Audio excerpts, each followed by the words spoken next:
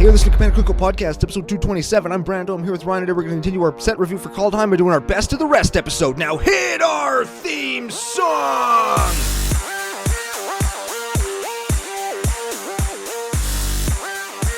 Hey, Ryan. We're back for yet another whirlwind adventure. How you doing? Good. What is going down? We look really bright today. We do look super bright today because it is one of those days. It's going to be a good day. We got stories to tell. We got people to thank. We got cards to review. But before we get to any of that, we have to thank our official business daddies, FusionGamingOnline.com, their source for all your gaming needs. There we go. I fixed us. Yeah, very much so. And we, on the pre-show, yesterday's pre-show, if you're not watching, you fucking should. But we talked about... what did we talk about? We talked about all sorts of shit. Oh, I got this. On the pre-show yesterday, we talked about how much dialogue we had before the pre-show. Yeah. And we did do that. some of that dialogue was like, why the fuck are we even collecting sets? Like, how can you be a completionist in 2021? You can't. Well, yeah, when you look at some of the rares, there's like 9 different versions of a single card. And that's only if you count the ones that are like official. If you want ones with stamps and dates and different foils and shit. For one fucking card, there's like 12. So what did I do? I went to FusionGamingOnline.com, used CCO Fusion 5 promo code, and I bought god dang near every single card from Invasion that I was missing. And I sent them a little note to the vendor. I'm like, oh, sorry, there's such a big shopping cart. It's all one-ofs, right? Because that's all you need for a set. And the shopping cart was like 100 cards long. Oh, man. So, like, oh, well, I build commander decks all the time. Somebody has to pull those. Yeah, well, there's only like... You have some of the cards, and you don't order the basics. So when you buy a commander deck, you're only buying like, what, 40 or 50 cards? If that? Yeah. Nah, I bought like 100 cards from Invasion, and then a bunch of cards from Throne of Eldraine, and then a bunch of other stuff. So that CCO Fusion 5 promo code, it was in handy. It's helping me out. Is what I'm saying. Maximum mother ass value. Excellent. Yeah.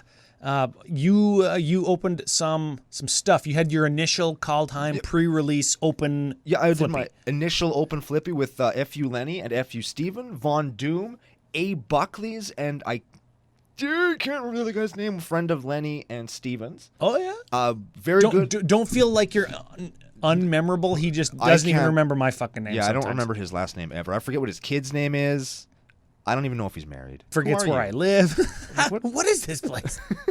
How did I get here? Are you kidnapping me? Yes. Okay, so anyway, we opened up, I think it was between 6 and 9 packs apiece. And again, we're not a case study. We didn't open enough to really make any kind of articulate judgment on what kind of stuff you're going to open up. Oh, fuck, look at that. There we go.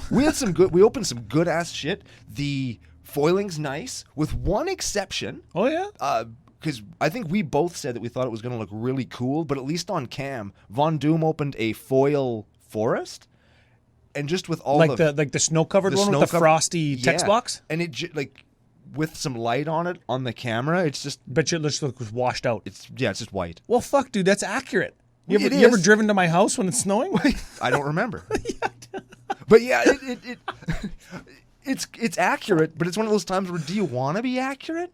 You know what I mean? Like, you know what else is accurate about cold, snowy places like where we live? It sucks. And your face hurts. Yeah. And your scarf freezes to it. You and know you have what? boogers coming out of your nose, and they freeze to your face. Yeah. And then you forget they're there. And you show up at work, and you take your scarf off, and you have this huge fucking boog hanging there, and everybody sees it, and they go, hey, Brando, you got a big boog on your face. Hey, Brando, good thing this is radio and not TV. Right? Not that that's ever happened ever, but... You know what? I feel like that's like watching like... Lone Star 911 with like a police officer or a firefighter. Sure. Or watching an army movie with somebody's in the army. Yeah. They just fucking rag on like everything that's wrong. Oh, that would never happen. That's not real. It's like watching Grey's Anatomy with my sister-in-law who's a nurse. Wow, they can't do that. It's like, it's a fucking movie, man. It's a TV show, yo. So it's the perfect version. But we did open some neat stuff. At least with our little group of people opening packs, we did notice that a lot more gods in Showcase than non-Showcase, which is great if you like the Showcase art for this set. We're going to get into that later in the show. Yep. We got some cool-looking foils. We got a Vorinclex in Showcase. Oh, Vorny. That was probably the biggest hit that we got. Very cool. For a series of shows that we teased on the pre-show. Yeah, hey, don't let the cat out of the bag yet. It's coming up.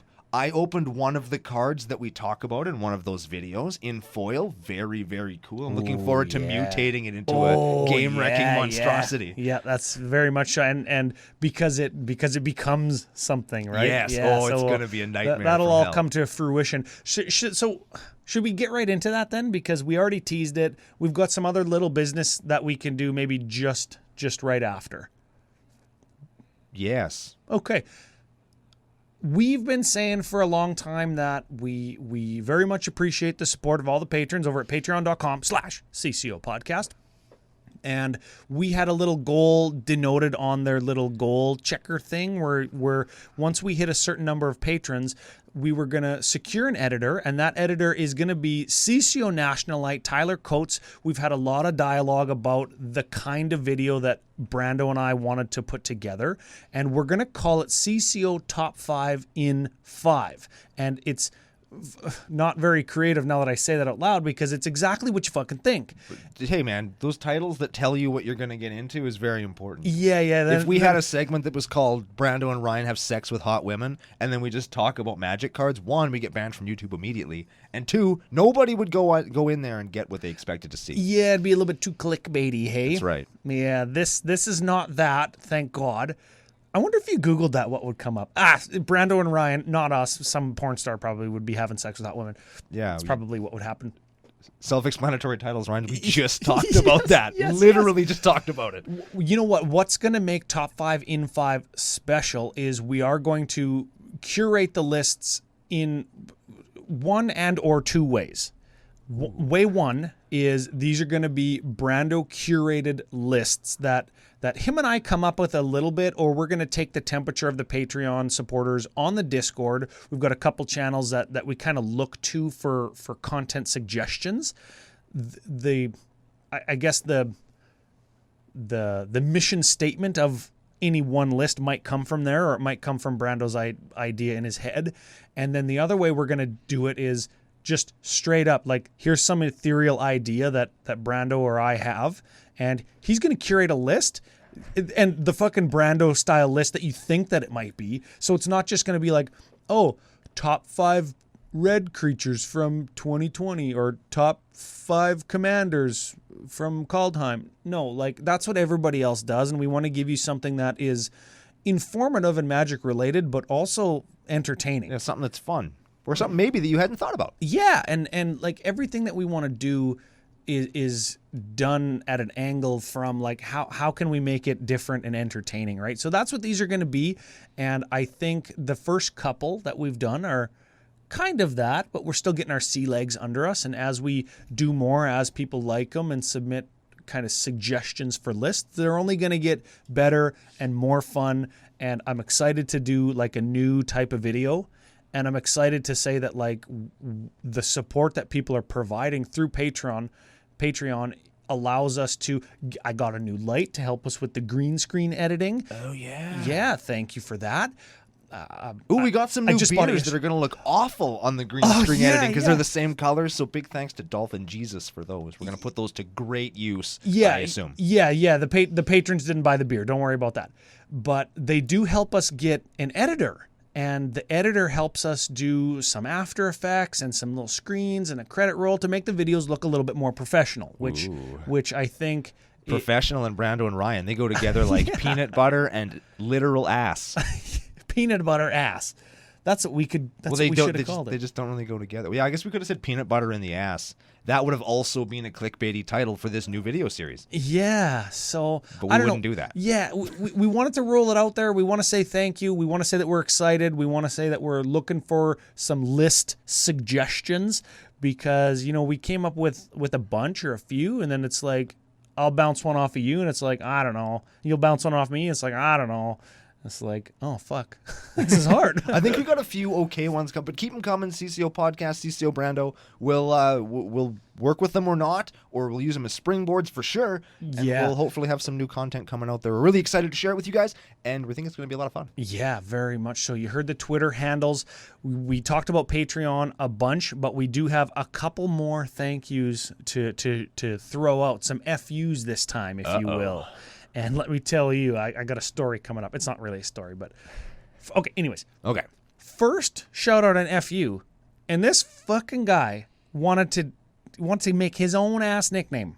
Does he not know where he is? He doesn't know that he's in the niche. He doesn't know how You this start works. in the slums, and now we hear that you like this is the Drake version of CCO. Okay, Cameron Desh Hotel, D Shotel, Des Hotel.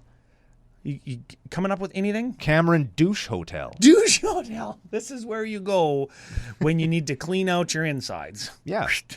It works. Yeah, Cameron, the douche. That's like the deech and the douche. The deech, the douche, the douche. Just the douche. Oh, man.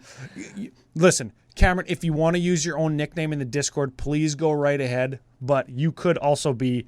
The douche hotel. Like the SmackDown hotel, Oh, but man. different. Yes, the SmackDown Hotel. Do you smell what the douche is cooking? I don't want to. Oh, no. That's not what I want. Dude, that's not where I expected to go with that, but it is where we ended up. That's probably our third or fourth Don't Google, too. Yeah, we're hitting hard today. That's okay, cool. Yeah, we already got our preview card. It's fine. Yeah, so Cameron, thank you, welcome, and most importantly. F you.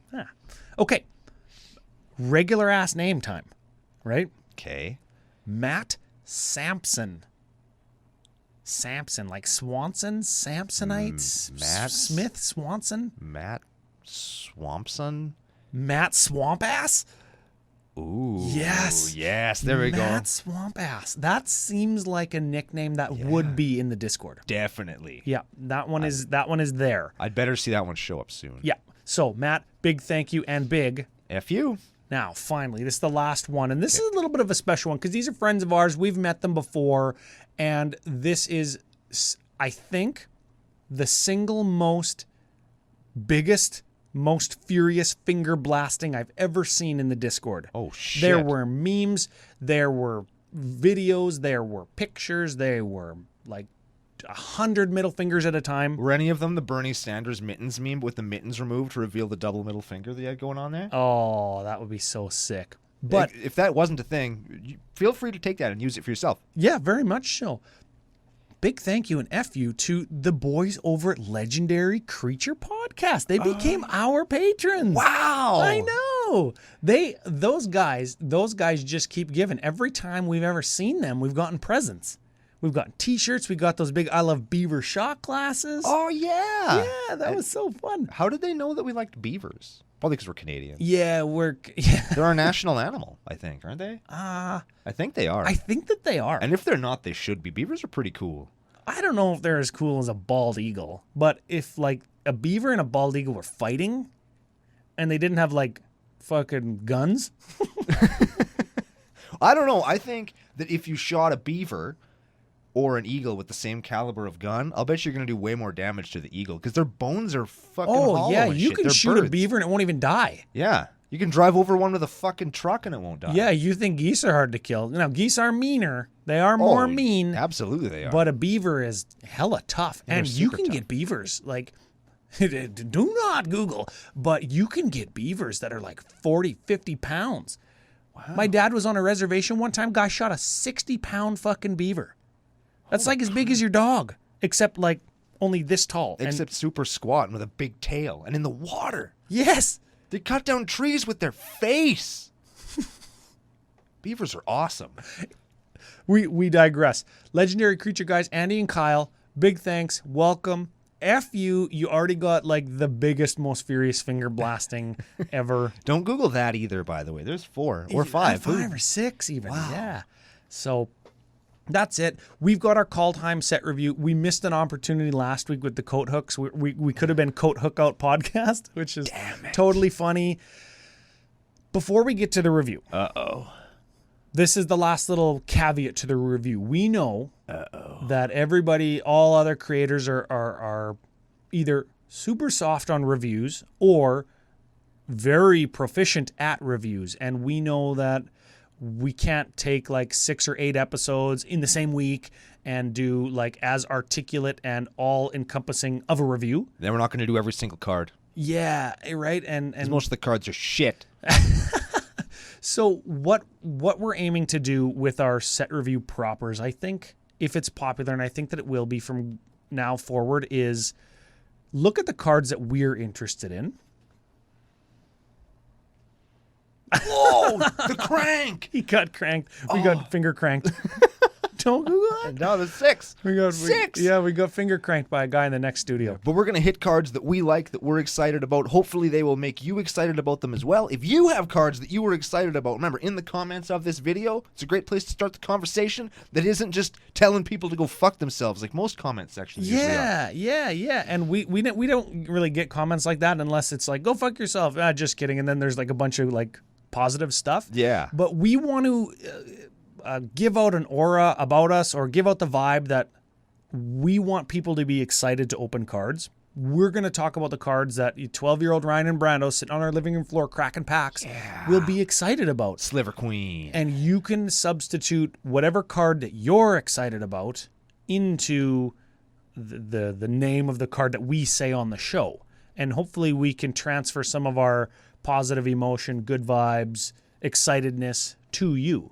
Are we still going to dunk on things, Ryan? We can still dunk on stuff. Yeah. We can still dunk on stuff because you get to a point when you're opening packs, or you played as long as we have, where it's like, This card is shit. Yeah, I don't want this. This card is not a card that I want, or everybody's talking about it. I don't think it's that good. My trade binder's fat as fuck because there's a lot of shit out there. That's right. And then, of course, showcase, art direction, basic lands, the stuff that we kind of touch on sometimes that we're just kind of passionate about as flavor enthusiasts or magic enthusiasts in general, right? Yeah, man. So we got lots to get through. Should we start looking at some actual magic cards? Yep. Okay. So as we are wont to do, should we start with white, or should we start with the artifacts and work our way up? Oh, that's like doing doggy style on this review. Should we do it? Let's do it. No. Let's start with white because fine. then we can say what the card was that we were hinting at. Okay, fine. Yeah. But it's not the first card we're going to talk about. There was another one that you liked. No, and you know what? The first card that I wanted to talk about was just a card that I'm a little bit excited about. I think it's trending white in the right direction. Okay. Of non-traditional card advantage. That still is card advantage, people. Remember, we talk about this lots. Non-traditional ways of card advantage in white, and that's Clarion Spirit. A 2/2 spirit for white 1. Whenever you cast your second spell each turn, create a 1/1 white spirit creature token with flying. Sure. And it's innocuous, and it's like nothing, but it goes in like the Jeskai flashback deck where you cast the spell, then you flash it back immediately, you get a spirit, or when you get to like 2x your average converted mana cost, you can cast 2 removal spells in a turn, for example, right? Would you call it a Kai card? A Kai card? Yeah. Yes, I would. Is that a thing? Yes, I would. And it's a 2/2 for 2, and the art is great. And there's a little bit of a cast 2 spells in a turn sub-theme in Kaldheim that I think, again, is a limited thing that we've touched on a little bit already. But I don't know. I want to cast 2 spells in a turn in Commandy. It's a neat card. Yeah. You eventually end up doing it. Next card up, I believe, is the card that we hinted at on the pre-show. So if you guessed Divine Gambit, and we're only touching on this not because we're excited about it, not because we're really going to play it, but lots of people were memeing about it, saying, oh, this is the worst thing ever. Yeah, it's pretty bad. Nobody's going to play it. But, I mean, maybe when you draft the set, as the set is meant to be drafted. Give it a quick read. White, sorcery. Exile target artifact, creature, or enchantment an opponent controls. That player may put a permanent card from their hand into play. Yeah. So they show and tell you. I suppose, yeah. It's great when they have no cards in hand. Yeah. But at 2 mana, like early game when you get their thing that they got out, like ahead of schedule, or their combo piece that they dropped on turn 2, like their survival of the fittest or whatever, right? Still good. I mean, in Commander, they're not going to play another survival of the fittest. Yeah, but they could just drop a fucking Ulamog. True. You wouldn't keep an opening hand with an Ulamog probably, but you might. You might, yeah. You might if you go survival of the fittest, discard my Llanowar Elf, go get my Priest of Titania, fucking turn 3 Ulamog, or whatever, right? Like, yeah, and then you just Divine Gambit the Ulamog. No, you Divine Gambited the survival of the fittest already. Fuck that, though. We're going to Divine Gambit the Ulamog. Just play it differently. It's fine. It's not good. I feel like you're trolling now. No, just play it different. That's a troll because I already played it on the fucking card that I thought was the good card in their hand. Well, the good card is the good card, but the shit like this you use to kill the big thing that they're not going to You don't kill a Landmorel for the fucking Divine Gambit. You kill the Ulamog that they end on. No, that's what I said, though. You kill the survival of the fittest. Yeah, but you don't with this card, because they're just going to get what they're going to survival into. They'll get something better. You just get the big thing. Yeah, that's why this card is bad. Because it kills the big thing and not the enabling thing? No, because you don't know what to kill. And no matter what you kill, they're going to get something out of it, right? And I know, like, people are comparing it to Chaos Warp, but the limiting factor with this card is this is a sorcery. Yeah. Fuck me. That's what makes it bad. If this card was an instant, I would consider playing this card because it gets 3 card types, and maybe they don't have something better, right? Maybe their hand's empty. The other thing that makes this card fucking bad is it says opponent. I can't even kill my own thing to get my own Ulamog. That would be too good. That would be too good. We got to wait until later on in the review before we get to cards that let you do stupid shit You like know that. what? We're going to hear it on this card. People are going to get after us. Oh, Brandon Ryan, you're wrong. This card is good because of this, or you misevaluated that. It's a sorcery. You can't get your own thing, and you're essentially... I said it's fine, man. You can play it later on in the game to just... You said you wanted to dunk on this card, so I was dunking on it. And then I dunked on it, and then I said it was playable fine. And now I'm dunking on all the people who said it's just unplayably terrible. Oh. You can dunk on the card and people who say it's unplayably terrible, because almost no card is unplayable, even shit like this. I do agree with. 2 cards, 2 fantastic pieces of art. I love that they've change the angle that we look at stuff in that art, and I do like that they've put those little auroras, those little northern lights on the hands of whatever is playing chess or whatever there, and that's like the aura that the gods have in Kaldheim. I love that. You're going to see it. You're going to hear me say it a lot. Moving on. Cool. Doomscar's good. Play it. It's a sweeper. Yeah, it's got Foretell. Exactly. Get it. Next card, first card I wanted to actually kind of point out was Giant Ox. I can't believe we're talking about this card. I just think this is neat because it's a 0/6 for white 1 that can crew vehicles with its ass instead of its arms. Vehicle deck or the Doran deck both like this card. It's fantastic because there's lots of vehicles that maybe you don't play because their crew costs are pretty high. Oh yeah, and you can crew them for 2 now. And this guy probably gets you there, and I think that's pretty cool. I think that vehicle decks, most of which are probably going to be Boros, like this card, and I think it's a welcome addition to that archetype of deck. Yeah, and you know what's super cool is Giant Ox crews the Colossal Plow because it's got a crew cost of 6. Yeah. And the art, again, both done by the same artist, traditional oil on bristleboard or canvas, and they're beautiful, and they're very traditionally done, which I appreciate. Like paintbrush and like palette knife scraping paint onto a piece of cloth. Neat. Very cool. Very, very neat. Yeah. Rally the Ranks. This is a tribal card. We've got a tribal sort of sub-theme in this set, like the cast 2 spell thing, right? Sure. And this is enters the battlefield, choose a creature type, and creatures of the chosen type get +1/+1, and that's white 1. This is Crusade or Honor of the Pure, except it's for creature type. Yeah, I'd just rather play one of those other cards. I suppose. Just give all your creatures +1/+1. Why? I mean, I know this one costs 1 less than Honor Crusade's of the Pure, banned, and Honor of the Pure only gives it to white. So if I'm playing like a white X tribal deck, this card will do. Glorious Anthem. That's the one I'm thinking Oh, of. yeah. White 1 does the same thing, but just for all your creatures. I'd just rather play that, honestly. And you trade the 1 mana cost to give it to everything? Yeah. Yeah. It's just, I don't know. I think this card goes in that deck too, right? Like it's a card you that could you're play gonna either. Open. Yeah. Yeah. Okay. It's there. You'll maybe play it. What about Shepherd of the Cosmos? This is a little bit karmic guidey.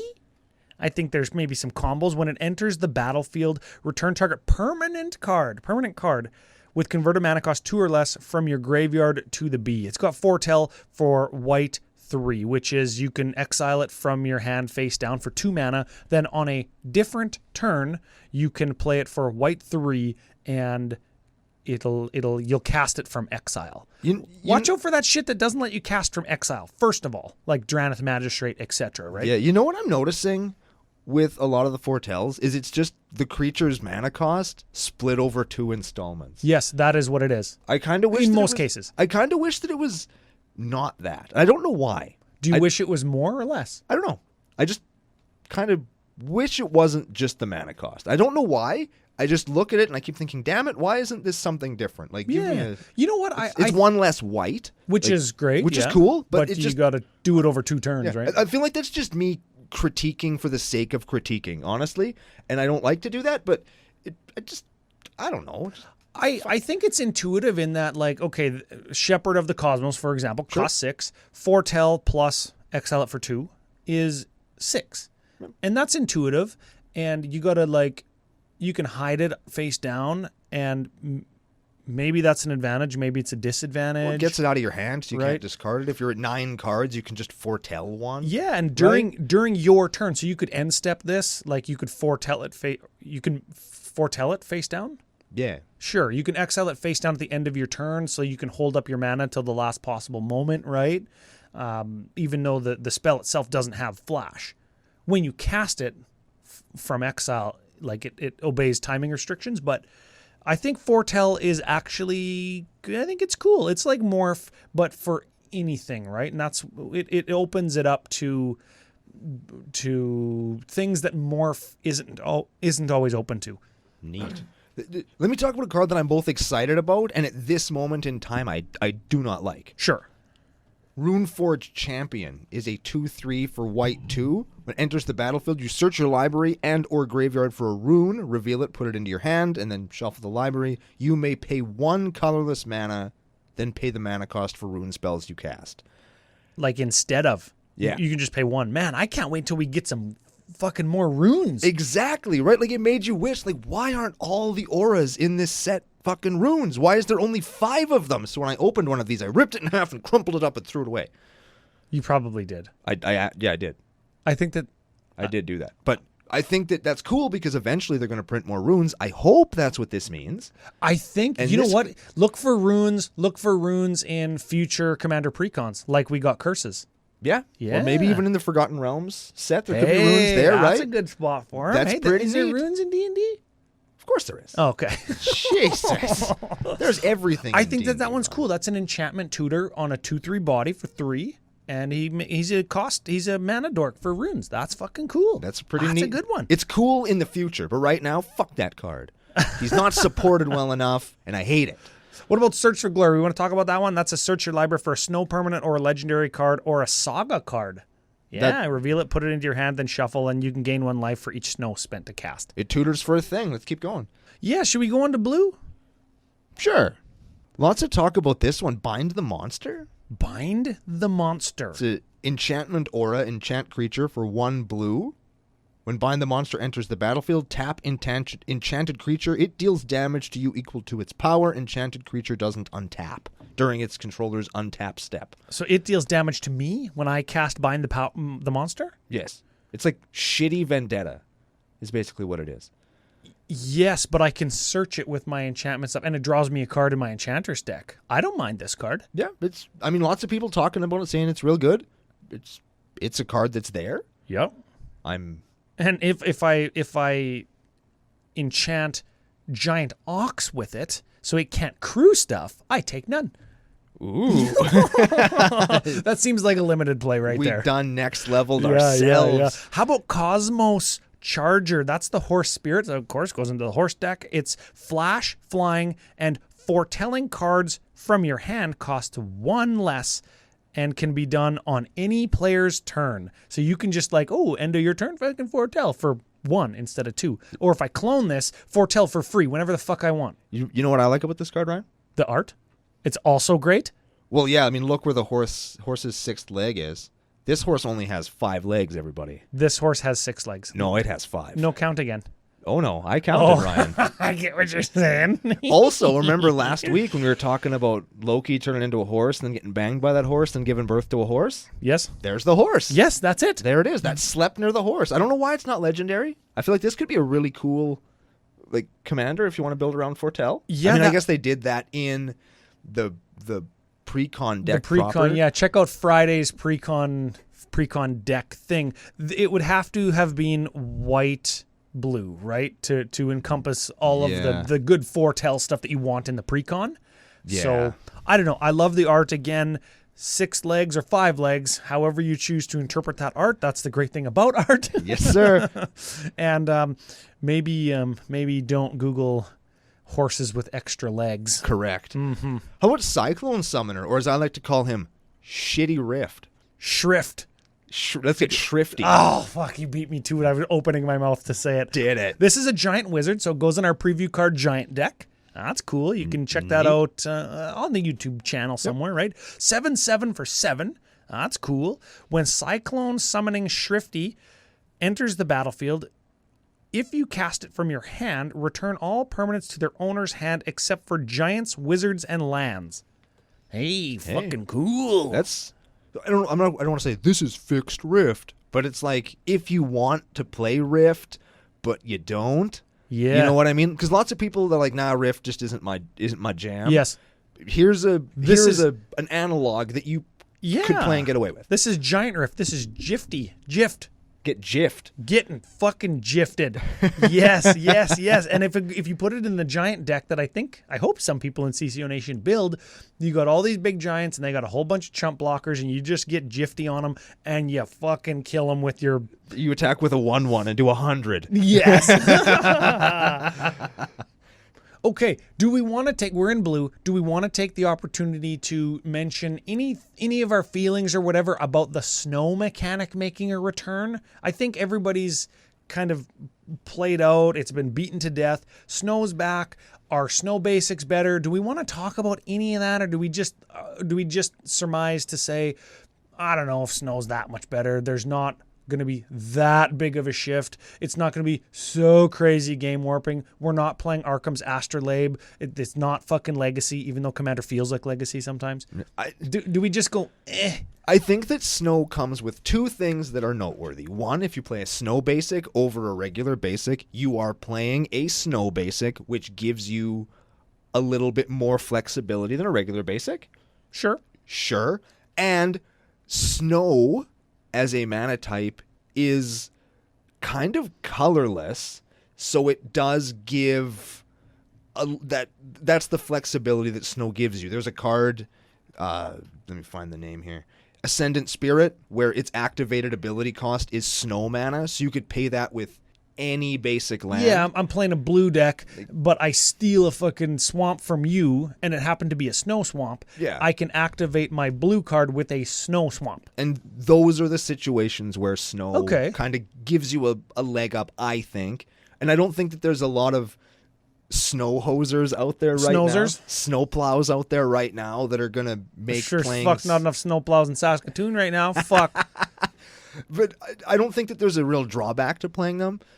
And there's not really a huge benefit to playing them. Yeah, there's a marginal upside, and you can build around it for sure if you're doing what's the thing with the artifact that does the thing? The snow deck in general. There's some snow legends we reviewed last week. Yeah, and everybody... Yeah, it's a thing.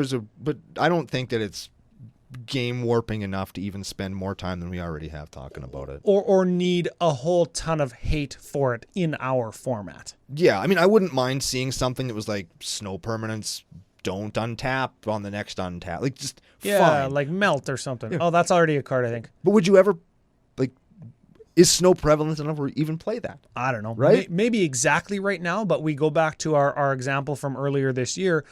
Just run an extra disenchant in your deck after Theros launches, right? Yeah. And I don't even think it's that relevant to run any kind of snow hate right now, right? Even though like all those cards have spiked in price or you can't find them, blah blah blah, because people are thinking like, oh fuck, snow's gonna destroy the format, right? Yeah. I don't know. I think what might be a better pickup if you're looking to take advantage of the snow thing is get the things that work for snow permanents that you control. And we might talk about those later, but I found a couple of little gems back from Ice Age that I've picked up recently. So it's like, you know, I think I can get some value out of this. You asked me about them, and I was like, fuck, I almost have a whole set of Ice Age. I don't have that card. Shit, now I can't get it.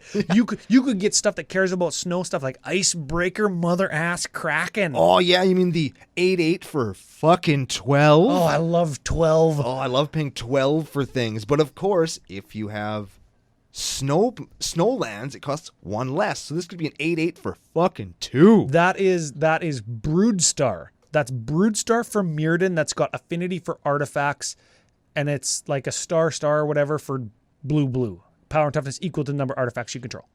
Ooh. Just wait, there's more. Icebreaker, mother ass. When it comes into play, artifacts and creatures target opponent controls don't untap during that player's next untap step, and you can return 3 snowlands you control to your hand to return it to your hand. Oh, yes. That's a cool card. Yeah, it costs more the next time, but like only by a couple.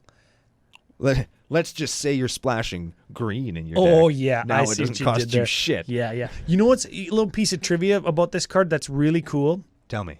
The Seattle Kraken, the NHL's next newest franchise, they're coming into the league like next year or whatever in Seattle. They previewed this card.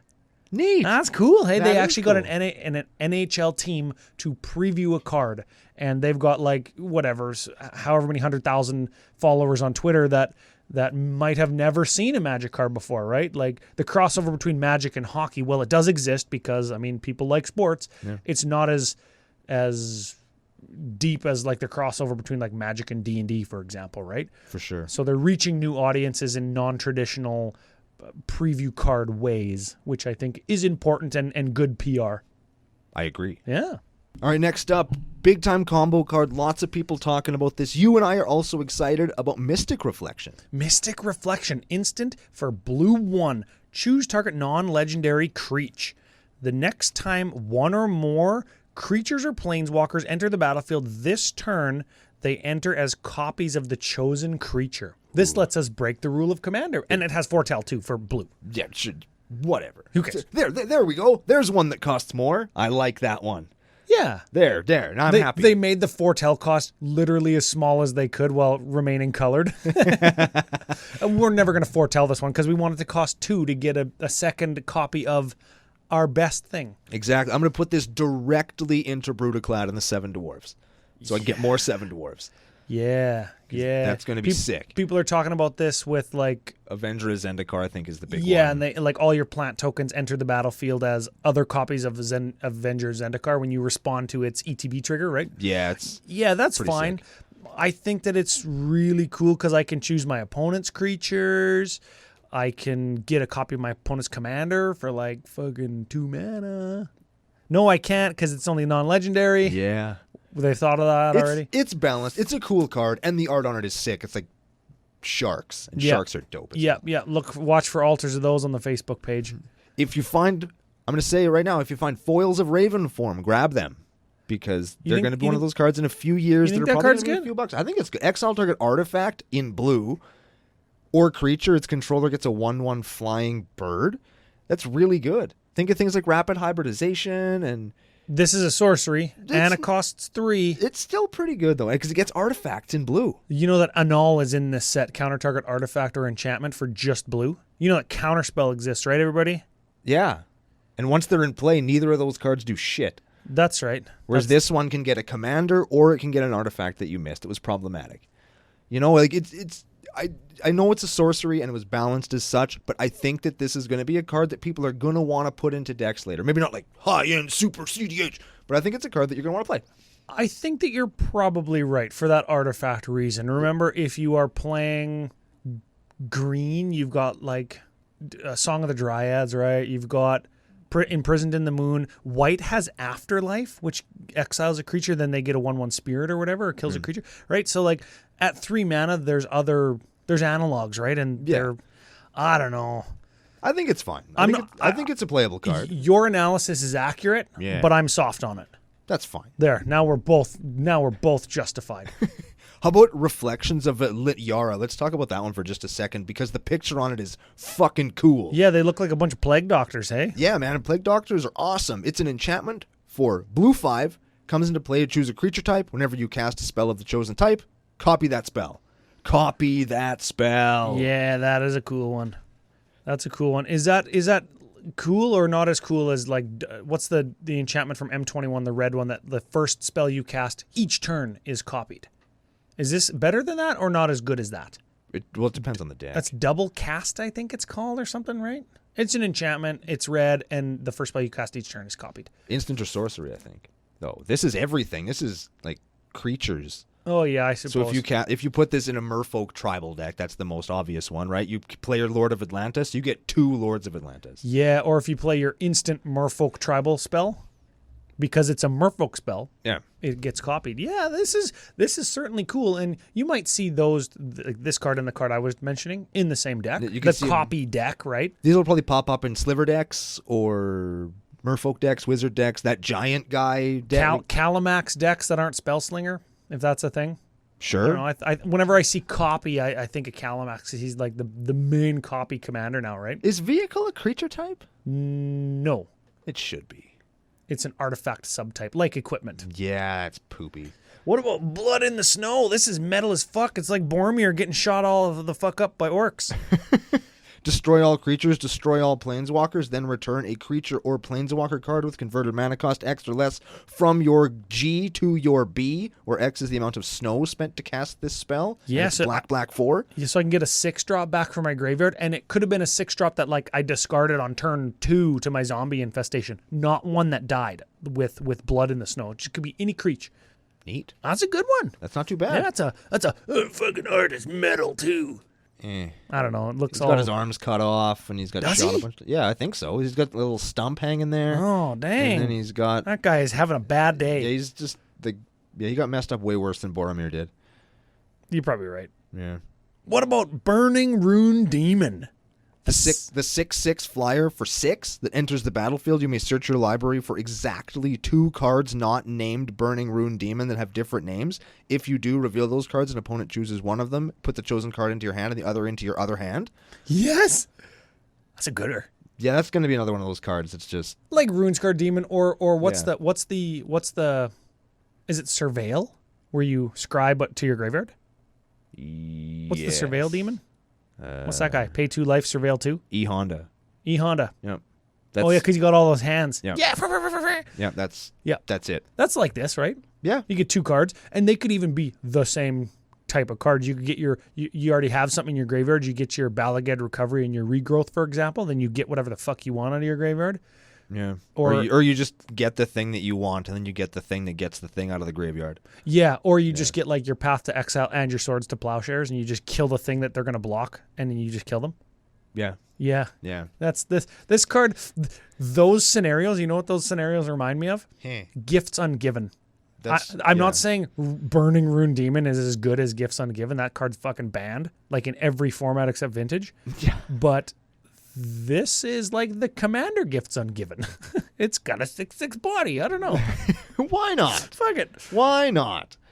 Man, there's some cool art. Anything with a longboat in this set is cool to me.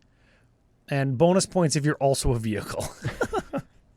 Anything, man. I'm telling you that we're scrolling down, and I'll just give everybody at home a chance to inside my head. The art direction, all of the night landscape pieces in this set that have any kind of evergreen tree or any kind of glowing sky or sky in general, anything that's set in a field or some swamp looking place very much feels like the place that I'm from, the place I grew up. Anything with a mountain in it reminds me of my time spent in Calgary, which is a mountainous city, kind of akin to Denver, if anybody's ever been to Denver in the land of the free, right? Yeah. All of the landscape pieces in this set really speak to me, and I'm in love with the art direction. You know what I'm in love with? Tegrid's Shadow. Tegrid's Shadow. You mean the instant for black 3? Each player sacrifices 2 Greech, and it's got Foretell for black 2? Yes, that's the one, Ryan. Why? Because it makes each player sack 2 bros, because we don't give a fuck, and then they're going to sack bros. I love making people sack bros. It's an instant too, hey? Yeah. I was going to say, Barter and Blood exists for 1 mana less, but that's a sorcery. That's right. And this one you can just put in your exile zone until you want to play it later. Yeah, and save a mana on the turn that you play it, right? Yeah. I like Tegrid's Shadow. That's the beauty of Foretell is you can put the down payment on it, and it's almost like you pay the 1, and that second mana in the Foretell exile it cost is like the fucking interest you pay, right? Yeah. And then later on, you're like, hey, fuck, look at this good deal I'm getting.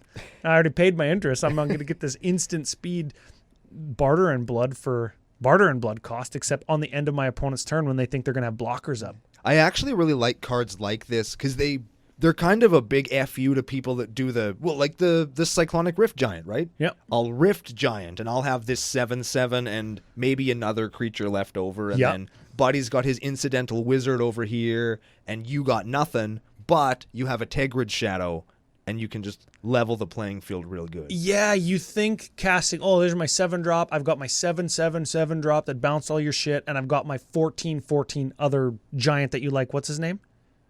Countryside Crusher? Countryside Crusher, yeah. And it's like, okay, fuck, I got a commanding position. I'll attack this guy once. I'll attack that guy twice. I'll win the game. I got a piece of removal in my hand to deal with his blockers.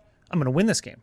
Just kidding. Tegrid's fucking shadow. Yeah. Right? It's cool. It's situational, but I like cards like that. And the fact that it's an instant is pretty good. Yes, yes. I like the new art on Village Rites. I don't know why that's Village Rites. I don't know. Maybe in the village they perform those. Right, I don't know. I don't know, but that's a good ass card though, right? It's a reprint, so we're not going to cover it. It's good. Is Way Down a reprint as well? I think so. It feels like there should be a card called Way Down already, right? Yeah, I really like the art on that card. They gave that guy some cement shoes. Yeah, that's what they probably gave him rock shoes. In this case, they don't have cement in Kaldheim. I'm willing to bet. We don't know that for sure. Yeah, I mean they are gods. They can maybe invent it on the go, right? You know what card I also really like that I think just tertiarily kind of neat? Wither Crown.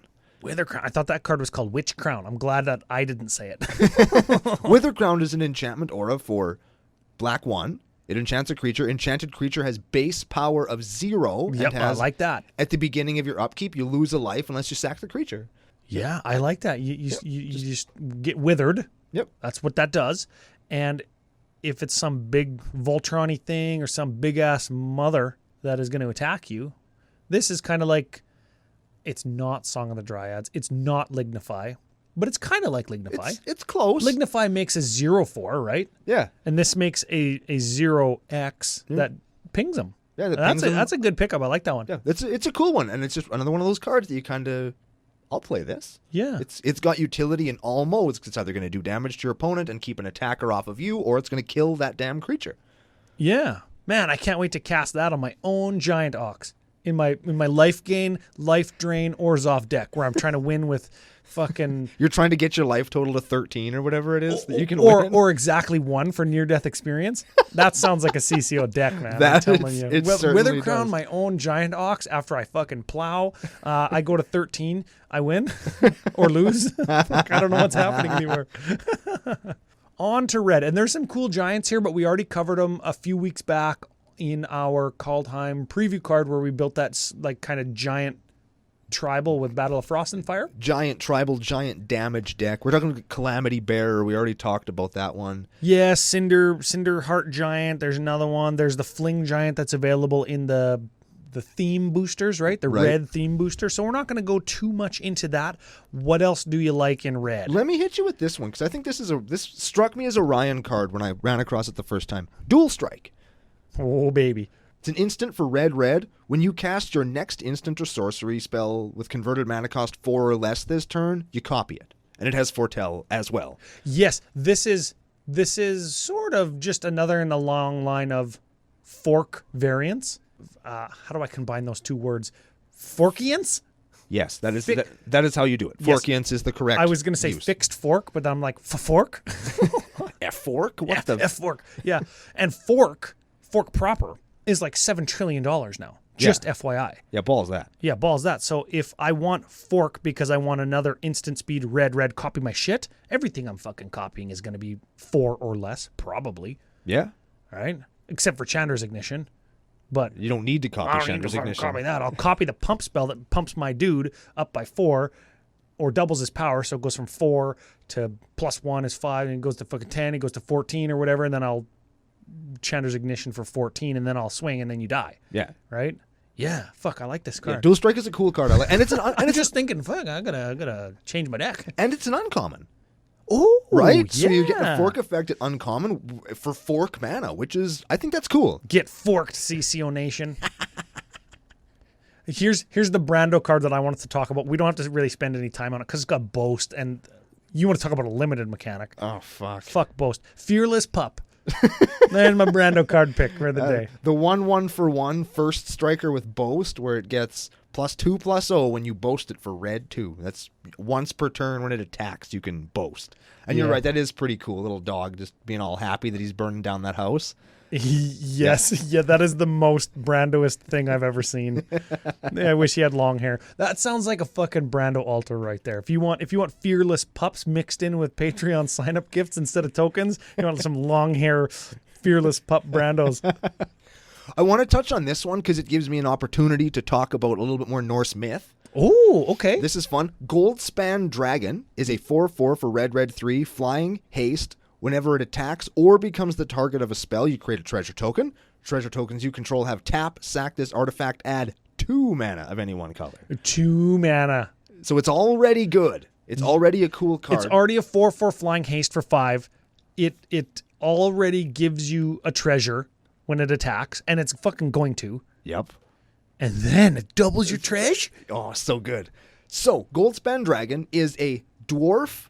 There's a dwarf that forged a ring for Odin. Okay. That ring makes riches or gold and copies of itself. And we're going to get to that card later, too. Oh, no way. They got it in there? And the ring makes like all this wealth or whatever. And then, so Odin made a big pile of wealth before he gave the ring away. I forget who he gave it to. And then he turned the dwarf that made the ring into a dragon. And the dragon looks after all the treasure that he made with it. And to guard it. To guard it. He's guarding it on his golden bridge. Yeah. Yeah, fuck. I wish I was the guy that got that ring.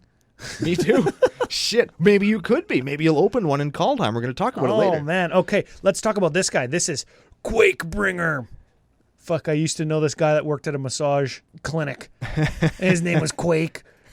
Ain't nobody want to get massaged by Quake. This is a 5/4 giant berserker for red 3. Your opponents can't gain life. Cool. Okay. And at the beginning of your upkeep, Quake Bringer deals 2 damage to each opponent. This ability triggers only if Quake Bringer is on the battlefield or if Quake Bringer is in your graveyard and you control a giant.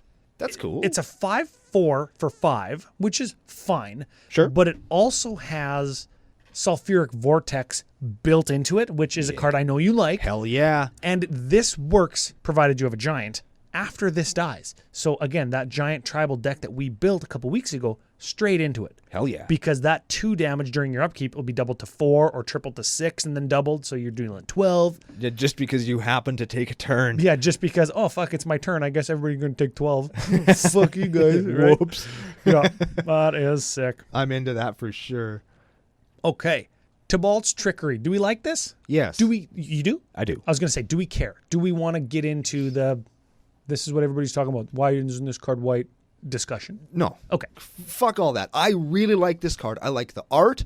I like what it does. I like that it has the brainstorm to manipulate your deck such that you can counter your own thing to get a big permanent out of your hand. I like that kind of, there's a counter to that built right into the card. I really like this card. That you got to mill, right? Yeah. You got to mill before you can fucking flip. Yeah. And it's a random number of these, so like, how do I brainstorm this? How do I scroll rack this? You kind of can't, or you can, but it's hard. And I just appreciate this card. I know red has a counter spell, but fuck, red has counter spells. Deal with it. This one may be better than all of them, but I don't care. It's Chaos Warp for something on the stack. I like this card. I like that this card exists. I will play this card in spite of all the grumbling that people made. I like the take. It's Chaos Warp for something on the stack. They give you a little bit of a wink of the eye on the 1 mana difference because you got to get it when it's on the stack, which is cool.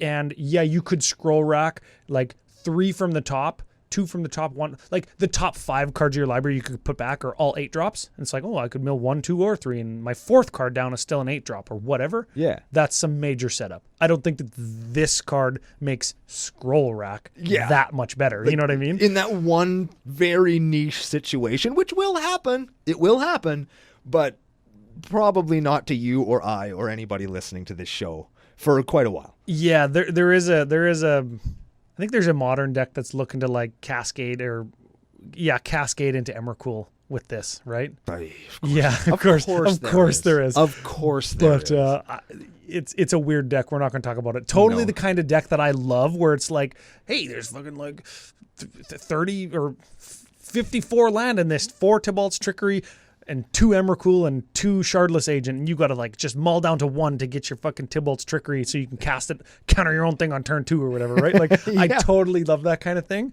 But I think that this is a fine card for the Commander format and a great inclusion and a very red feeling inclusion. It's like, hey, fuck you. You get something, but you got a mill. It's like, what the fuck is happening here? Yeah, what did you do? What kind of red deck is this? Yeah, I'm countering your spell. Ah, fuck, right? Like, I think that that's cool. Okay, on to green. On to green. Are we going to dump all over green and say, why the fuck is this green? Like, it's so or it's so good. Like, I don't know. I don't want to sound like everybody else who's dumping on green. No. Okay. How about Elvish War Master? A 2/2 elf warrior for green 1. So he's grizzly elf. And he's fucking grizzled. Look at him. I am looking at him right now. Whenever 1 or more other elves enter the battlefield under your control, create a 1/1 elf warrior creature token. So he doubles your elves. That's cool. He's elf season. It only happens once each turn. Ah, fuck it. Fuck it. I'm going to cast elves with flash. I'm going to get it every turn. There we go. Also, green 5, elves you control get +2/+2 and gain DT. That's Death Touch, not Demarius Thomas, until end of turn. Neat. Yeah. That's a cool card. That works good with that commander that gives all your Death Touch guys venomous. Ooh, Yeah, that's cool. Yeah. He's kind of like an elf finisher and an elf token maker, so I don't know, I think it's cool. It kind of fills that Reese the Redeemed slot if you're not playing Selesnya, if you're playing like Golgari elves that they're pushing, you know? Sure. Check out our pre-con video for more on that. Yes.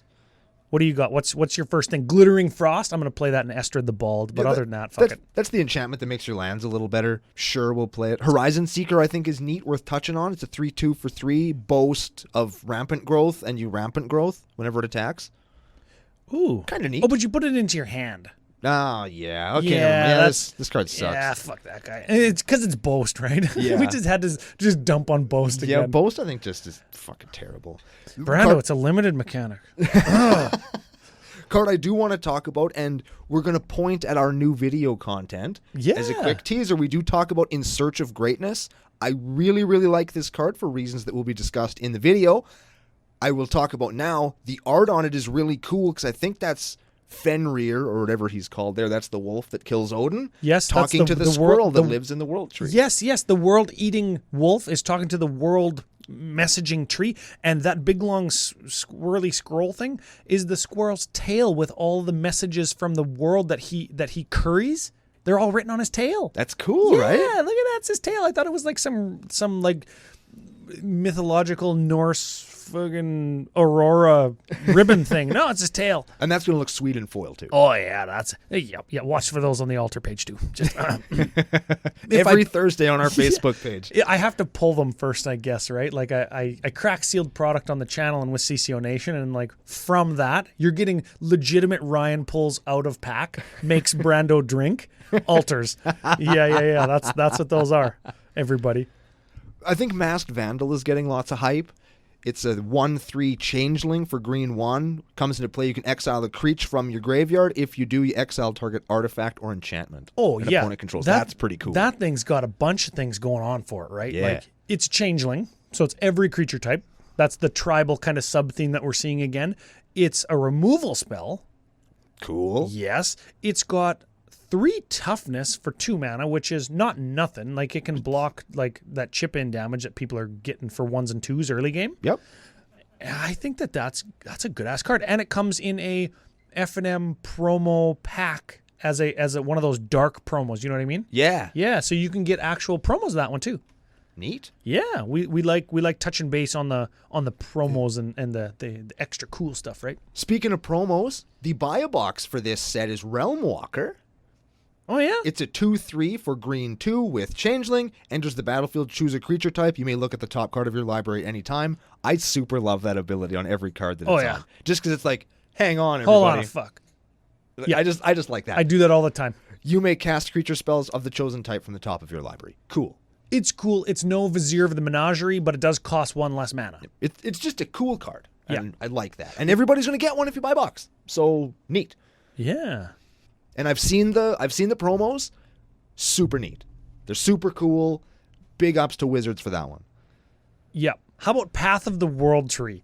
I wish, and of course it's not, but can you imagine if this was just rampant growth, but Wooburg?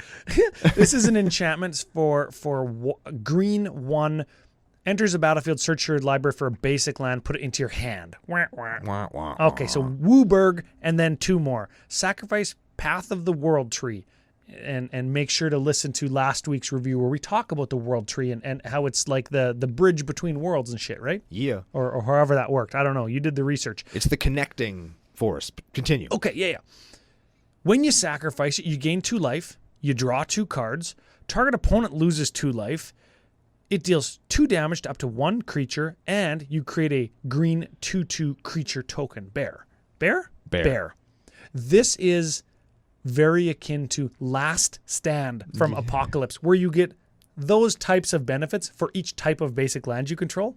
But in this case, you get to get a land from your library instead. So if you like Last Stand, maybe you like Path of the World Tree. They probably don't. Let's be honest. They probably don't. Oh, man. There's so many new members of, new players that play Magic now. They're like, what's Last Stand? I'm going to look that up.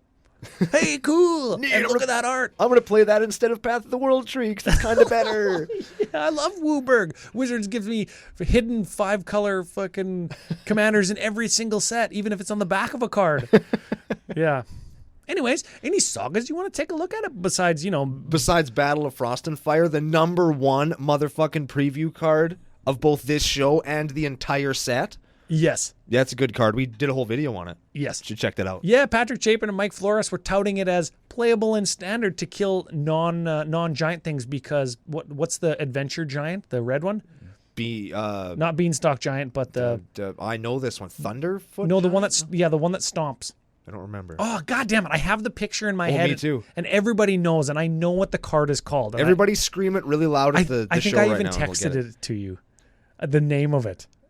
Because I was like, yeah, Battle of Frost and Fire is good with that card, and that card's like running Standard right now. Yeah, probably is. But yeah. And we're not looking it up. Joe's going to have it on the screen and just be like dunking on us. Thanks, Joe. Yeah.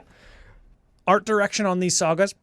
Very cool. Amazing. We've got one guy with a tattoo. We've got knotwork wood carvings who I've been emailed or Twittered about and to saying, hey, if you have any questions about like the art, the Norse kind of knotwork carving wood stuff, like this is how it is, it's what it's done. Like people have reached out to me and said, yeah, this is really cool. There's Battle of Bredagard.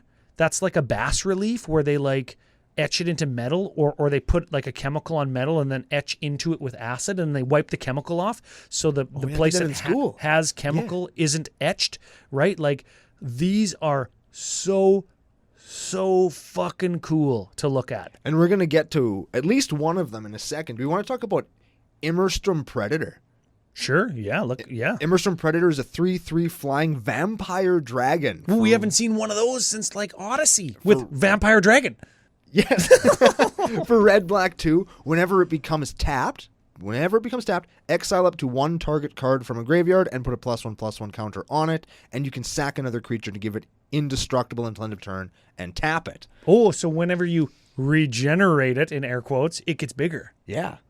Like a vampire. Yes. Cool. So I think that's neat. It's got cool graveyard removal. It's a flying attacker that gets bigger every time you attack with it. It protects itself. And only at 4 mana, which I think is good. Yeah. If this was like 5 or 6 and they're like, oh yeah, you can host graveyards with it. It's like, I don't know, man. I don't know if that's going to be good. But I think it's cool. It's again, maybe in casual, but the art is really nice. It's a vampire, so you can put it in your vampire decks. It's dragons, you can put it in your dragon decks. And it provides a useful function in either of those decks. Yeah. Oh, man. You know what? I'm just scrolling through again, and I'm like, fuck, I cannot wait to be sitting, either filming a video with you, drinking beer with the CCO Nationalites, or just sitting on my living room floor with my 3-year-old, and I open up a foil forging the Tyrite sword. That is going to look slick in foil.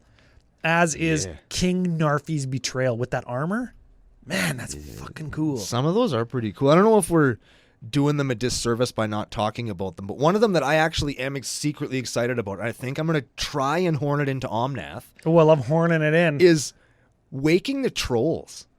Oh, man, that should have been the news name of our segment. Oh, Fucking Waking yeah. the Trolls. Welcome to the Troll Wake, bitches. Waking the Trolls is a saga enchantment for Gruul and 4. Part 1, destroy target land. Part 2, put target land from a graveyard into play under your control. So you nuke somebody's Gaia's Cradle, and then you steal it. I like that. Shit, yeah. And then part 3 is choose target opponent. If they have fewer lands than you, and you all fucking will if I'm playing Omnath, I get a 4/4 green troll for the difference. So if I have 10 lands and you have 3, I get 7 4/4s with trample. It's pretty good. That's fucking cool. It's pretty good. I like that. So Not elemental trolls, though, hey? Yeah, they're not elementals, but I mean, Rampaging Baloths doesn't make beasts, and they get sacked to Gotham Bombardment just the same. Yep. And they swing in for 4. It's pretty good. Yeah, like swinging in for 4. Yeah, and I think I'm probably in the minority on this. In fact, I know I am, even in this room. I think that's my favorite saga art. It's like it's the cosmos, right? Yeah. And it's telling a story in the sky. There's so many things to just see in the picture, and I like stuff like that. Bad ass in foil, too. Guaranteed. Oh, shit, yeah. Guaranteed. Any of those sagas are going to look great. There's ones with purple, ones with gold, ones with that are non-traditional magic pieces, like the tattoo one or like the knotwork ones, right? Or this like bas relief one here, the 3 seasons, I think will look cool. Yeah, man, I'm telling you. Those are cool. Now, moving on to artifacts. We got to talk about Colossal Mother-Ass Plow. Of course we do. Hey, you got to talk about Giant Ox. That's true. This is a 6/3, so you crew it with your Ox for 6, because it's got crew 6. It becomes a 6/3, and whenever it attacks, you add white, white, white, and gain 3 life. Until end of turn, you don't lose mana as steps and phases end. Hey, It's neat. you get white mana. You get white like red gets red. You just keep it until the Why end of isn't turn. this card red? Yeah, fuck anybody who says that. I don't think anybody says that. Nobody's ever said that. I think that everybody's just happy that white gets a card that adds mana. Right? Of course, you have to crew it for 6. And most single creatures that are going to be able to crew this are probably going to have better shit to do than fucking tap to crew the plow. Or you're gonna need like 6 dudes. Yeah. you're gonna need 6 dudes. How many white soldiers does it take to crew Colossal Plow? Fucking 7. One of them's a 0/1. I'm gonna tap this guy anyways. Yeah, I'll tap him. He's the supervisor. He's the guy that's eating fucking chips. Hey, you're doing that wrong. You know what's funny is like red gets like red 1 instant. Add red. White gets 2 mana. Sorcery speed artifact that you then have to crew by having 6 fucking guys. And it doesn't have haste either, so you have to wait a whole turn. Oh man, Oh, that shit. is. You know what? That again, we talked before the show. I was looking at the original piece of art, like Bob Ross style, you were saying. yeah, I don't remember if it was stretched canvas or board or whatever it was on. Oil paints. All the mountains in the background were done like with oil and palette knife. And it's just like I was looking at the close-ups, like photographs or scans or whatever. Just beautiful color. Again, the sky is amazing. I have skies like that every day. Like whenever somebody posts the sky, like, oh, I can't believe I get to live here, sky sunset on Twitter, I just enter into the comments and just dunk on them. Like, look at my fucking sky. It's way better than yours. And I get it every single day of the year. Cloudy or not, I have an amazing sky. Neat. Right? I get wind too, but I mean, I get sky. I am going to say it. Okay. I'm going to say Here we go. I think this card should have been white. I think it should have been. You can hate on me if you want. Cosmos Elixir, artifact for 4. At the beginning of your end step, draw a card if your life total is greater than your starting life total, otherwise gain 2 life. I think it should have been white 3. I do. And It's a good one. I'm going to stand by that. I think that this card should have been a white card and not an artifact. Fuck it. Make it white too. Sure. I think it's playable. I think it's neat. I just think it should have been white. That's my hot take. I don't even know how hot it is. I like the take. You had some takes I like. Sometimes I don't like your takes. Look at me go. And I just have to respectfully disagree or offer my input as well. But I like that take. Thank you. Yeah. I like Funeral Longboat. It's a longboat. It's a longboat. It's a Oh, man. 3/3 for vigilance with crew 1. Go straight into Calamax. Neat. Of course it is. Oh, yeah, fuck. What about Maskwood Nexus? Do you like Oh, that? fuck that. Raiders Carve. Another longbow. Another longbow. This one's a 4/4 for 3. Anyways, Maskwood Nexus. Maskwood Nexus is an artifact for 4. Creatures you control are all changelings. This is true for creatures you control, creature cards you own, and creature cards that aren't on the battlefield. And you can tap 3 and it to get a 2/2 blue shapeshifter with changeling. I don't know why the hell the creature's blue. I don't think it should have been blue. I don't know either. Whatever. It's another token that they printed. Maybe. Is there another card that makes that same token and they were avoiding printing a different piece of art? Maybe. Who cares? You know what? Maskwood Nexus makes all your creatures every fucking creature type. Everybody's like, oh, this is conspiracy, or this is artificial evolution, or this is whatever type setting thing that you xenograph or whatever, right? Yeah. No, this makes all of your creatures every creature type. It makes them all Mistform Ultimas. Yeah. This is a powerful card. People don't know how powerful this card is. I like it. I'm a big fan of this. I think it's cool in casual, and I think it'll be cool in like semi up there decks too. Yeah, foils are going to look cool too. Yep, I think it's going to be an excellent card. Pyre of Heroes is cool. Lots of people have been talking about Pyre of Heroes. Not as cool as Raiders. Not Carve. as cool as Raiders Carve. I'm going to give you that one. Yeah, a 4/4 for 3, cruise for 3. So we're above rate there after, we cast a 3-drop and cast fucking this.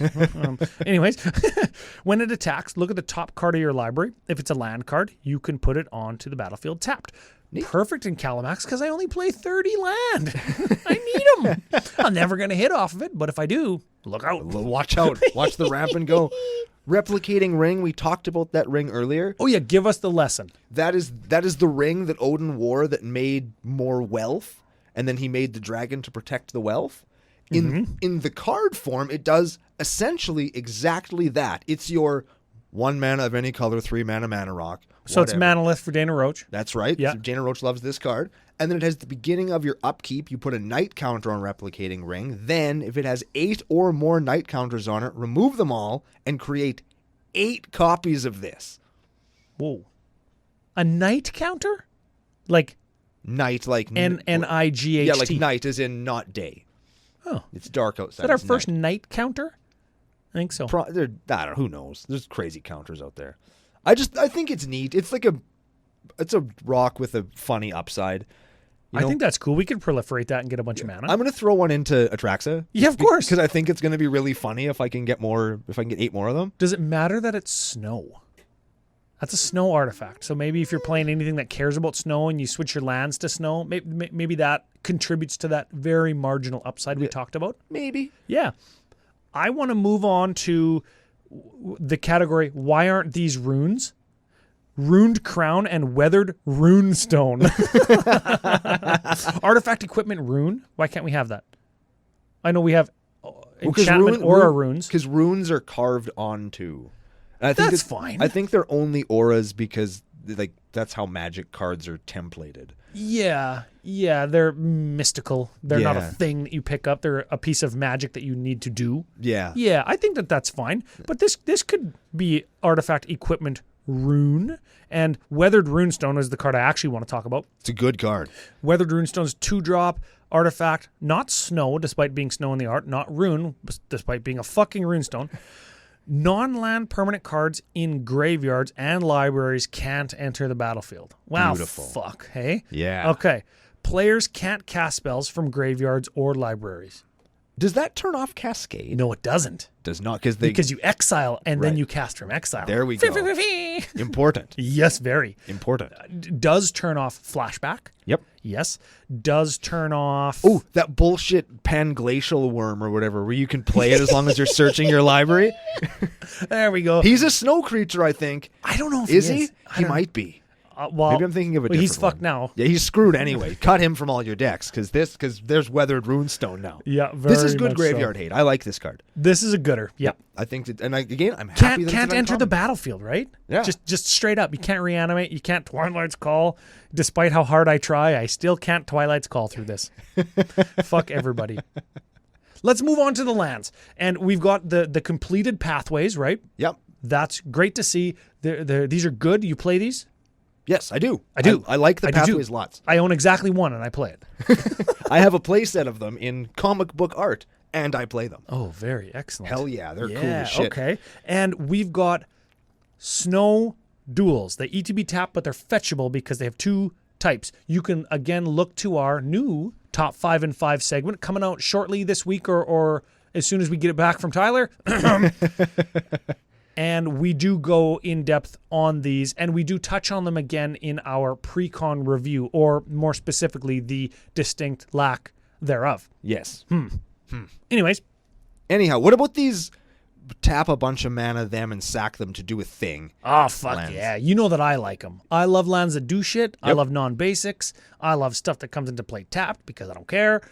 And I got a lands deck, so at least 2 of these are going in. I certainly like some of them more than others. Like that one there's one that draws you cards that you can do at instant speed. I like that one. Well, there's the Sacrifice Axeguard Armory. Search your library for an aura or equipment card or equipment and put them into your hand. So this tutors 2 cards on a land. 2 cards on a fucking land, and that's at instant speed. Yeah, and granted, it comes to play tapped, and then you do have to tap it, sacrifice it, and pay white, red, 1. Like, it comes at a pretty hefty cost, but Yeah. if I don't care late game or it wins me the game, I'm going to do it.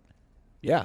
You know what? Like, Brian Stararm might play this, and I go and search for grafted exoskeleton, put it on Brian, fling my 20/20, and just deal 20 infect to you, even if you're at 100 life. I don't give a shit. Yeah. Right? Like, Solid move. this could be a game winner. Could right? be. What about Nudivault? Nudivault? Yeah, Nudivault. That's the new snow Mutavault. Mutavault? Yeah. It sucks compared to Mutavault, but it's a snow land, comes into play. It taps for a colorless or snow. It becomes a 4/3 creature with Vig and all creature types. There's one of those. It has all creature types? Yeah.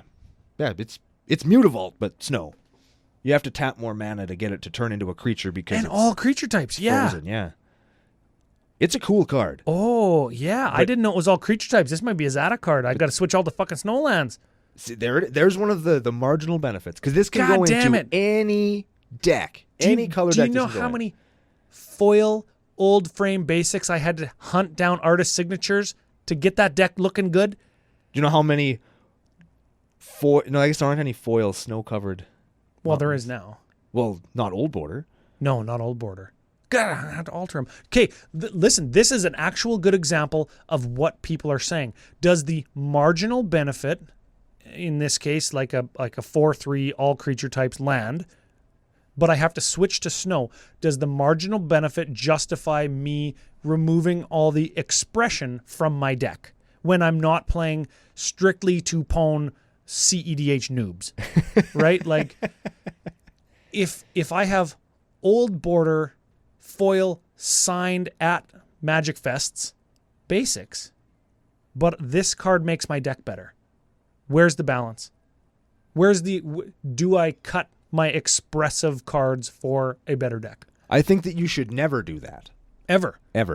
Never. No, I think that if you have a deck that you like and it's built the way that you want it to be built, you shouldn't change it for a marginal benefit sometimes. Like, sure, on the one turn that you're going off, you can have Faceless Haven, and it's going to get you an extra Zata trigger. That's Nudivault, right? Yep. Yeah. Sure. But what did you give up for that? You gave up the story that you just told. You gave up the cool memories. I just got a shiver. You give up the story that you get to tell whenever you play the thing. You give up that feeling where it's like, oh man, like I remember going and talking to this artist and it was so cool, and Yeah. then I went and had a beer with Joel, and then I got fucking wrecked in this game by a bunch of guys because I couldn't draw any of these cool lands, right? You lose all of that for the opportunity to get an extra card off of Zata sometimes, Ooh, that's a good ass take. right? That's a good ass take. I don't think that it's worth it in that situation. Well, I'm still going to pick up a foil one just in case. Oh, man. What else we got for cool lands here? Cool man? lands. Well, just those come into play ones that give you stuff, right? Like there's one that draws you cards. I'm cutting Sphinx's Rev for that. Sure. Fuck it. The one that mills you and then you return a creature card from your graveyard to the battlefield. That's a good one too. I'm going to cut maybe like a regrowth effect that I would normally use on Child of Alara. Sure. Mind you, like with the commander rules change, the die trigger change, I can graveyard it and then command zone it. Yeah. This card would let me leave it in the graveyard and avoid command tax and put a land into my graveyard that I can just replay with Crucible anyways. Sure. So that would require some testing, but at least one of these lands is replacing a card. So I'm going up to 66 lands. Dang, it's getting close, hey? It is. Getting close. Do we like try Tyrite Sanctum? I think that's adds a colorless or 2 tap. Target legendary creature becomes a god and it gets a +1/+1 counter. Tap 4 it, sack it, put an indestructible counter on target god. That feels like a lot of work. Yeah, I wish it was a divinity counter, just because divinity counter, it holds some relevance in, like, those Kamigawa things care about that. There's a plane and Plane Chase that cares about that. Sure. This card is fine.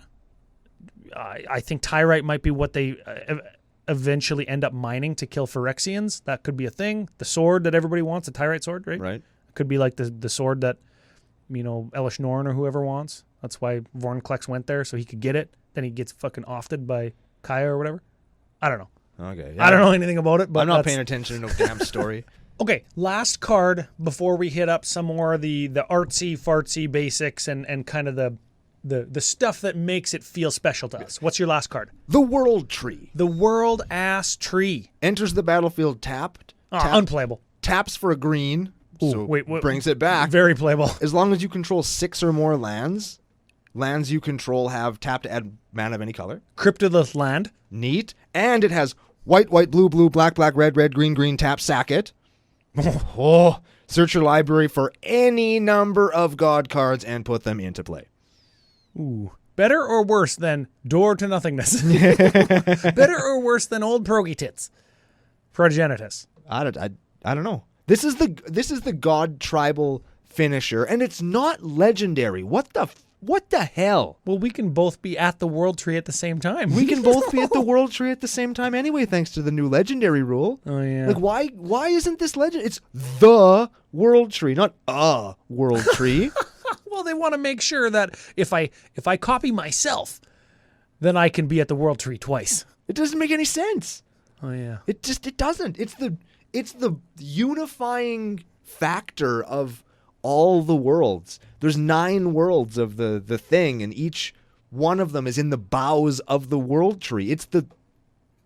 Fuck, why can you have more than one in play at once? I wish that this had said you can play 9 of them, and if you control all 9 of them, you win. Oh, no, that would just be like Maze's End. Fuck. I can't design cards. Well, I guess if you do as much Maze's Ending as you need to win with Maze's End, and then you just find your gods with the World Tree instead, you're probably still going to win.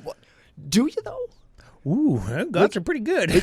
All the gods individually are good, but if you have them all in play at the same time... You're going to have Devotion, probably. So you just swing and win. So it's Crater Hoof Behemoth. It's every other big... Like, God Tribal. Yes. Is it good? Because individually the gods are awesome, but like, are they? What you're asking is, are they greater than a sum of their parts? Yeah. Like my car is made out of metal, and metal to me is worth not very much. But when I assemble them in the shape of an automobile, my car is worth more to me than just the sum of its parts. Yeah. All these gods are terrific, but when you just have a bunch of them, are they? I'm gonna preface my answer with, remember, fucking cool factor. Okay. God factor, right? Like, sure. You just drop all 20 of them. Or oh, hell whatever. Yeah. That's cool, shit. Right? Shit, yeah. Story factor, right? Also neat. Okay, yeah. Do you win? Not right off the bat, because to my knowledge, I don't think that there's a god that gives all creatures haste, right? Yeah, I don't think so. But with Karametra, God of the Harvest, she sees all your other god creatures enter the battlefield at the same time. So you do get a bunch of forests and plainses out of your deck. I don't remember if they come into play tapped with Karametra, but you could... Well, if they all come into Perforos, they'll see them all too, and they'll just kill everybody. Oh, well, fuck, that's how you do it. Yeah, like... But I was going to say you could landfall something with any landfall card that you want, and Karametra. Perforos will do it. Like, if you go and find, there's got to be 15 gods. That's easy. 30 off of Perforos. There's 15 gods in, like, OG gods. Is there? There's got to be more than 20, right? Oh, easy. Because we got a bunch here. We got a bunch from Amonkhet. We got a bunch in Theros both times. You just find all of them, and this is a win con with Perforos. Yeah, right? you just do it. Boom, Perforos, you win the game. But like, let's say you don't World Tree them. Is it You know what I mean? Is the deck good? Is the deck good without World Tree? Could you play it? Like, okay, I play Perforos. It's an enchantment. I play fucking the Thracia, god of the sea that blinks creatures. It's not a creature, so Perforos doesn't trigger it. I don't have any other creatures except for this mana dork. So you know what? I know that God Tribal is 100% certainly a deck that people play. Definitely. But is it a good deck, or is it one of those, like, not memes, but it's like... I think it's a fine deck. You think? I think so. Okay. And I this think makes so. that deck If better. you jam 20 good creatures or good enchantments into a deck, Sure. that's a deck, True. right? And this deck, or the World Tree, makes that deck better. It's an insta-win in that deck. Yeah. It's an insta-win in the god. Right? And when you compare it to things like Insurrection, like Crater Hoof, like Door to Nothingness even, activated ability for Wooborg 2X, right? Yeah. It's going to do that type of thing at that mana cost. And it's like a finisher to close out the game. How fucking miserable would it be to play against that god deck and they get all of the devotion gods, but only one colored pip of each thing that they need devotion to, and they can't fucking win the game? Right? Yeah. That could be the reason that deck is not as good as it could be. World Tree now gives that deck a way to close the game. And you know what we say? Sometimes games just got to end. Sometimes just got to win games. And if Perforosing with 20 gods in the World Tree after they sack their fucking thing and comes to play tapped, it's turn 87, they spend 50 mana on the World Tree, I'm down. They deserve it. I'm down, yeah. All right, let's move into some art and flavor. Should we start with the basics, I guess? The basics are amazing. They're very good. We talked about how they kind of look a little washed out in foil, but that doesn't take away from the fact that they're very cool. They got boats. They got animals. You can see the World Tree in the background of a whole bunch of them. One of the snow-covered forests with the owl, I believe, is F.U. Stevens' new favorite basic land. Oh, yeah? Yeah. It just looks like my parents' old yard. Yeah. And their new yard. They moved up to the lake. It actually kind of looks like the snowy owl enclosure at our zoo. It's even got the owl. Look at that. It's just neat. They're very cool. I'm not even sure where you get the non-snow basics. I asked the CCO Nationalites on the Discord, our first response to where do you get Kaldheim basics from? The first response was hell. The second response was the bundle. Let me backtrack you. The Snowlands, beautiful. They're great. A lot of them look like here, especially when it's fucking windy. Yep. The regular non-snow basics, the island, people are touting as one of the most beautiful islands of all time.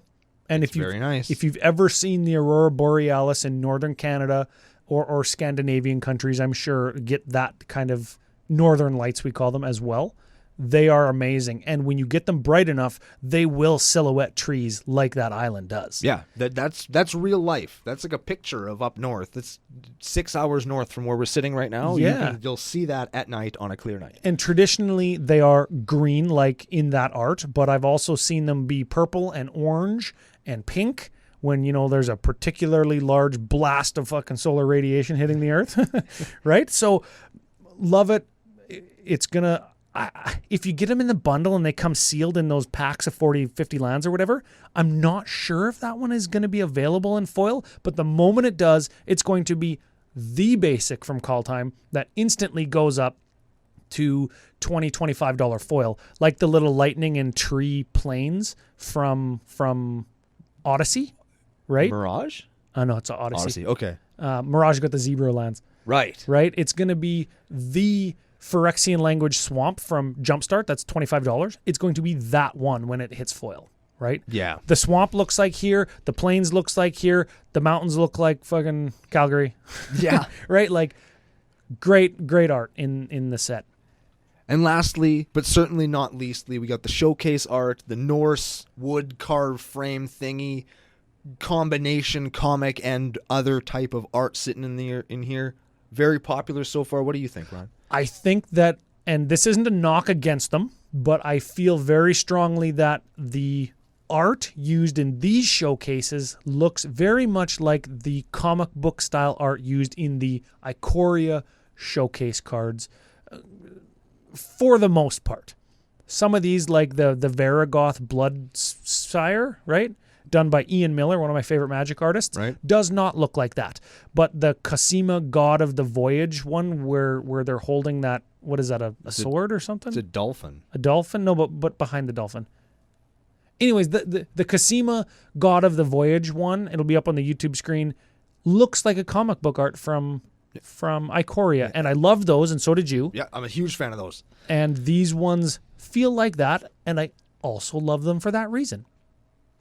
Have you seen any foils of the showcase frame? Not in real. I've seen them on like cam as people have opened them. Yep. But I haven't seen any in physical real life yet, so I can't really say whether they look awesome or not. Do the 3-color like not work borders, do those glisten with foiliness?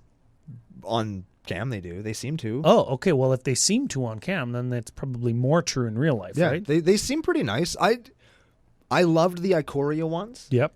And the art is similar enough, but maybe it's the border. I like them and I see why people are so hard for them, but they're not for me.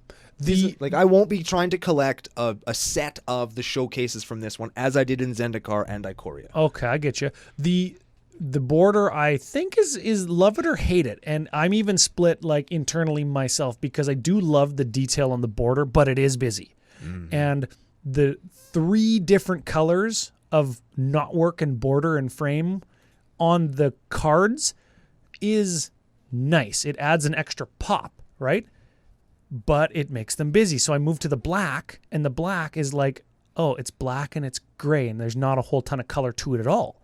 Yeah. Which is, you would think based on what I said about the other colors, that the black would be a welcome kind of subdued version, yeah, but I don't like it as much. It goes in the opposite direction, where now it kind of looks muddy. Yeah, it goes too far in the opposite direction, right? Yeah. So it's like, I love them, but there's things about them that I don't love, which I think is appropriate because we can love something, but not like every single part of it, right? For sure. Yeah, and I think that's important and reminds us that, not everything needs to be perfect for it to still be very, very good. I figure as long as you can hit a note where people don't absolutely hate it en masse, you've done it. Yeah. Right? And I mean, we can be pretty hard on stuff, at least I can here, and this might not be for me, but I can definitely see why people love it so much. And oh, yeah. That's the thing. You could not love it, but if you get a regular one and a foil showcase one, or like a regular foil and a showcase foil, most likely you're going to play the showcase foil, right? Probably. I'm kind of flip-flopping through between because I'm trying to build Toralf. Yep. And I kind of don't like either of them.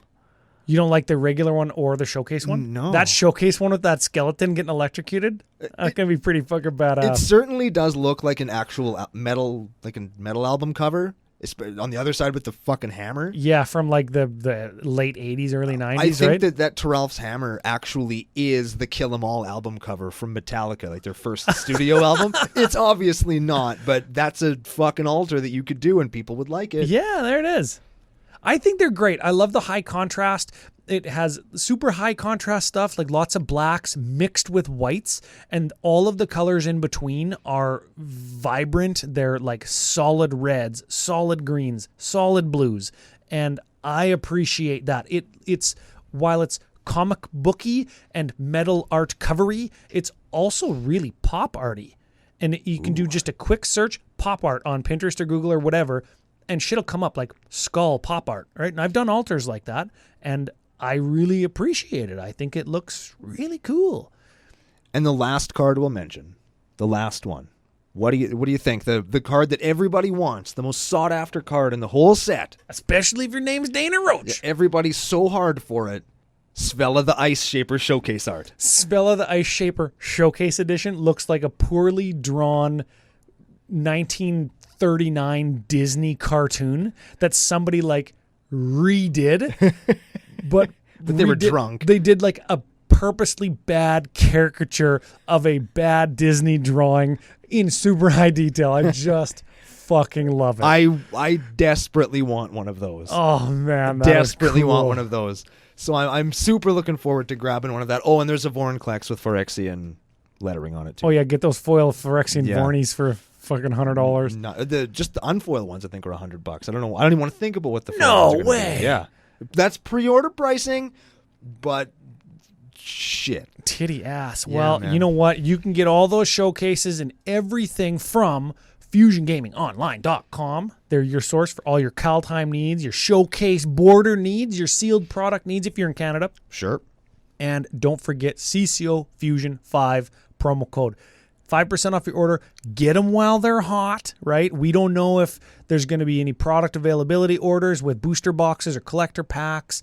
We would hopefully we're treated with foils that don't curl in the collector packs. And that are not so faded you can't see them. Yeah, and thus far, I don't think you've had any issues. Nope, no problem so far with my foils. They all look pretty good. But we will review again if we need to. You better right? believe And we will. You know what? Even if we don't need to, we'll do a yes or no, is the quality better video. I'm gonna put our stamp on it, okay? Okay, yeah. Put that in the queue. The point is, you can get them at Fusion now. Go there. Let them know that that your boys sent them by using the promo code. It helps the show out a ton.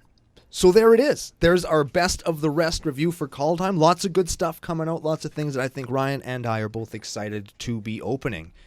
What about you guys? I assume you have cards that you super want. Put them down in the comments below. Add us, CCO Podcast, CCO Brando on Twitter. Send us an email, commandercookout@gmail.com. Let us know what the things that you are super excited about in Kaldheim are.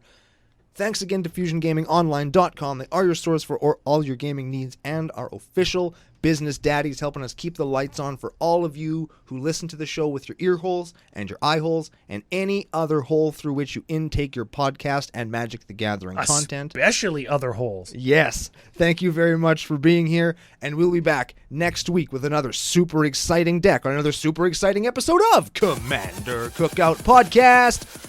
Hit our theme song!